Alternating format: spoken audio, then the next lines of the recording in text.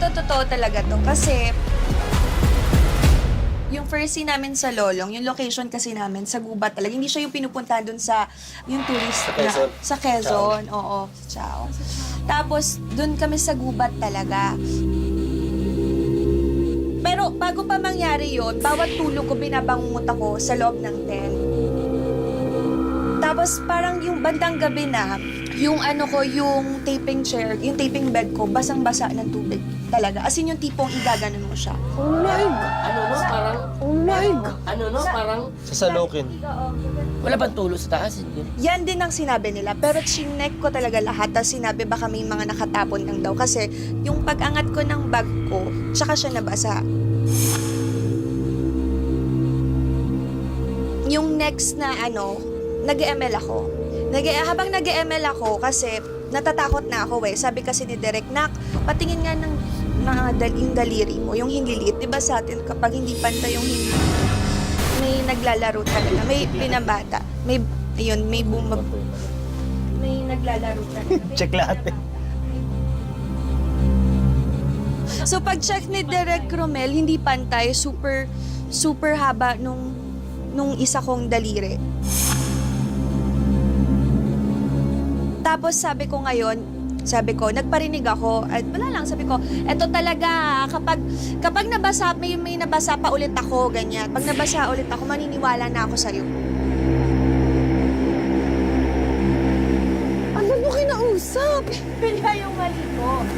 So, syempre, pag hihiga ka sa kama mo, di ba, makikita mo naman kung may dumi or may basa. So, habang nag-ML ako, humiga ako, ML. Pagbangon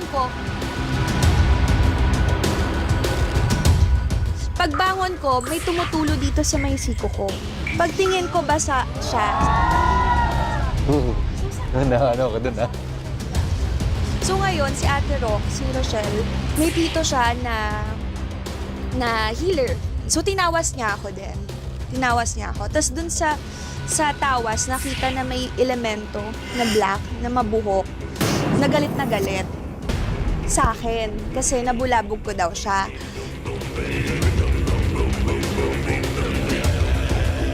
Kasi habang yung sa bangungot ko, sinisigawan ako ng elemento. Talagang,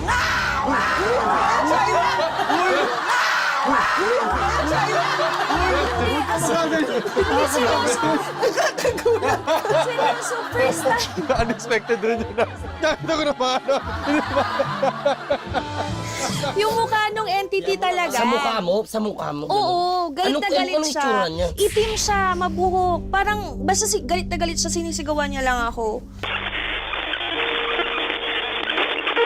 Yung hindi ko na talaga kaya kasi umabot na ng 10 days. Umiiyak na ako pagkagising ko araw-araw. Talagang umiiyak ako. Sabi ko, hindi ako makatulog talaga kasi ginaganon bawat tulog ko. Ngayon, pagkagising ko, sa gitna niyang bintana, sa baba, no, nandun yung maleta ko. Pagtingin ko, basang-basa yung maleta ko. Tapos sinundan ko yung basa, gumagapang yung basa sa... Oh my gosh, Tapos pagtingin intense! ko dun sa blinds. Tapos pagtingin ko dun sa blinds,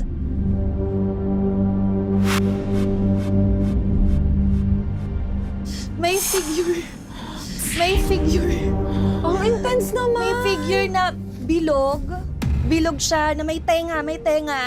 May ganito, shoulders. Tapos may katawan talaga. Tapos tinignan ko mabuti. May picture ako nun eh.